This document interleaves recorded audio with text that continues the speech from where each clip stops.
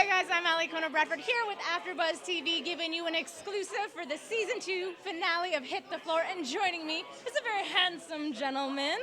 Welcome, Adam Senn. Thank you for joining us. Thanks for having me. You're very welcome. Okay, so there's so many questions I have for you tonight, but we'll start easy. So at the beginning of the season, I know that James LaRosa tends to be very secretive about things. Oh yeah. When you took on this part, was there any questioning as far as his history and who he was? We know that towards the end of the season, you obviously... Zero was, or who James LaRosa was? Oh, no, who Zero was. Of course, right from the get-go, there was so many questions. I would ask James, and he'd be like, I'll tell you a little bit, but I'm not going to tell you everything. And it was a sort of as we go, learning more about the character. And I was thankful for that because, it wasn't, I felt like I didn't overplay anything, and it was all a surprise to me. Whenever I'd find out, I'd be like, oh, it connects the dots for the character. So did you know, because the last episode, he had mentioned why he calls himself Zero. Did you know anything about his past? I did, well, the episode before. Not this one, but the one before, yeah. No. So, I finally did. I learned that, and about halfway through the season, I learned that background story. And I'd been asking it since before we started.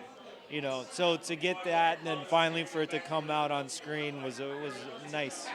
Speaking of coming out, let's talk a little bit about the relationship that you had with Jude. Was that a big surprise for you as well when you read the script?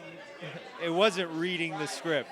I'll tell you how it really went down. Was almost a quarter way through filming, all of a sudden I get called to James' office. And my heart's beating. I'm like, God, I'm getting fired. I swear, that's what I thought. Brent, who plays Jude, was also invited to the office separately from me to get the same news. And we both thought we were fired. We're like, oh, that's it. We're getting kicked off.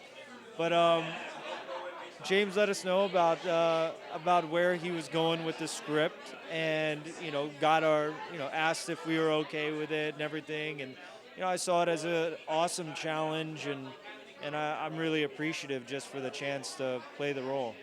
How was it having to watch yourself go through everything like that? Do you see from a more of an artistic perspective, or was 100%. I was always raised in the arts, and I'm a pretty open-minded kind of guy. But of course, it's not easy to watch it. It's not easy, it's easier for some, and it's not easy for others. But it is what it is, and this is real relationships and trying to portray it as, reality. So let me ask you this. Before you were acting, you were obviously modeling. Did you go in?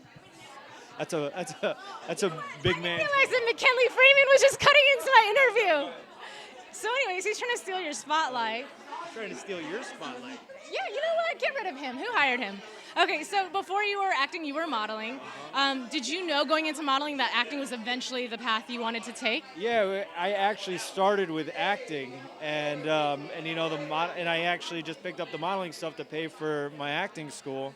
And who would have thought that stuff kind of picked up and paved the way, paid the bills. And eventually, I knew exactly what I wanted to do from the get-go. I'd been doing theater since I was 11 years old. You're a very smart guy, planned out your path in the right way. Yeah. You're also an entrepreneur, am I correct? Yeah. I dabble in a couple of things here and there. I got involved in the restaurant business about 7-8 years ago in New York. And I'm always looking for a deal here and there.